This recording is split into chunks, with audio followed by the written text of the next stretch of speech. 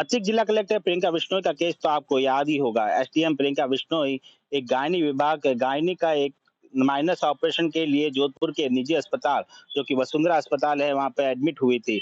वहाँ पर उनका इलाज किया गया, ऑपरेशन किया गया। ऑपरेशन के बाद में उनकी तबीयत बिगड़ गई, तो परिवार द्वारा उन्हें 2 दिन बाद में अहमदाबाद ले जाया गया। अहमदाबाद के सिम्स अस्पताल में उनको भर्ती कराया गया। वहाँ पे इलाज के दौरान उनकी मृत्यु हो गई। उनकी मौत के बाद में बहुत बड़ा विवाद उपजा। इसके बाद में परिवार द्वारा निजी अस्पताल में कई तरह के आरोप लगाए गए। उन्होंने कहा कि निजी अस्पताल की लापरवाही के चलते प्रियंका बिश्नोई की मौत हो गई। यहाँ तक कि एसडीएम प्रियंका बिश्नोई के ससुर सहीराम बिश्नोई ने जोधपुर के जिला कलेक्टर को शिकायत भी दी। इस शिकायत के आधार पर जिला कलेक्टर ने कमेटी का गठन किया। कमेटी की गठन डॉक्टरों की कमेटी ने जांच करते हुए 3 दिन के अंदर जिला कलेक्टर को रिपोर्ट भी सौंपी।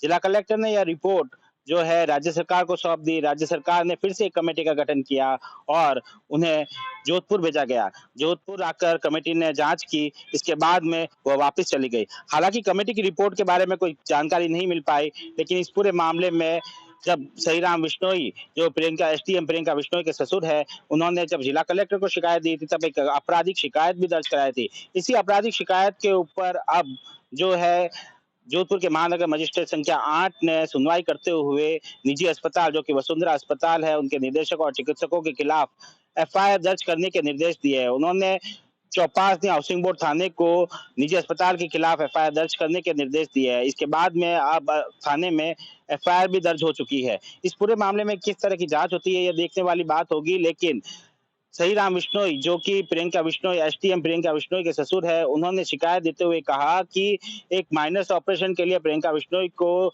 बस जोधपुर के वसुंधरा अस्पताल में भर्ती कराया गया था। गायनी विभाग में ऑपरेशन था, इतना बड़ा ऑपरेशन नहीं था। इससे पहले न्यूरोलॉजिस्ट ने सीटी स्कैन का सजेशन दिया था, लेकिन न्यूरोलॉजिस्ट की बात नहीं मानते हुए सीटी स्कैन नहीं कराया गया और परिवार को भी इस पूरे मामले को लेकर सूचित करना डॉक्टरों ने उचित नहीं समझा। इसके बाद में ऑपरेशन किया गया तो प्रियंका बिश्नोई की तबीयत बिगड़ गई। इसके साथ ही शिकायत में यह भी कहा गया है कि जब अहमदाबाद रेफर किया गया, तो सिम्स अस्पताल के डॉक्टरों ने इस बात की पुष्टि की कि सही तरीके से ऑपरेशन नहीं होने और कहीं न कहीं लापरवाही बरतने के कारण जो है प्रियंका बिश्नोई को हैमरेज हो गया और इसके कारण उनकी मृत्यु हो गई। इसके साथ ही जब महानगर मजिस्ट्रेट ने इसमें सुनवाई हो रही थी, तो प्रियंका बिश्नोई की पैरवी करने वाले वकील नवीन मोहनोत ने तर्क देते हुए कहा कि डॉक्टरों को पूरे मामले की जानकारी थी, उनको कॉन्सिक्वेंसेस का पता था, लेकिन उन्होंने लापरवाही बरती। इसके साथ ही परिवार को भी इस पूरे मामले को लेकर अंधेरे में रखा गया, उन्हें भी सूचित करना उचित नहीं समझा। जब न्यूरोलॉजिस्ट ने सीटी स्कैन का सजेशन दिया था, तो इस बात को लेकर किसी तरह की पुष्टि नहीं है कि सीटी स्कैन क्यों नहीं कराया गया। इसके साथ ही उन्होंने तर्क देते हुए कहा कि जब प्रियंका बिश्नोई की मौत हो गई, उसके बाद में जब परिवार प्राथमिकी दर्ज करवाना चाहता था, तो पुलिस ने प्राथमिकी दर्ज नहीं की। जब अतिरिक्त जिला कलेक्टर जैसी पोस्ट वाली महिला की यह स्थिति है, तो आम जनता न्याय की उम्मीद कैसे कर सकता है? इस पूरे मामले को लेकर न्यायालय ने सभी तर्कों को सुनते हुए सभी पक्षों को भी सुना और तथ्यों के आधार पर अब महानगर मजिस्ट्रेट ने संख्या 8 ने सुनवाई करते हुए जोधपुर के चौपासी हाउसिंग बोर्ड थाने को निर्देश दिए हैं कि निजी अस्पताल, जो कि वसुंधरा अस्पताल है, उनके director doctor Sanjay Makwana, doctor Renu Makwana और अन्य चिकित्सक जो ऑपरेशन में शामिल थे, जो इस पूरे मामले में शामिल थे, उनके खिलाफ एफआईआर दर्ज करने के निर्देश दिए हैं।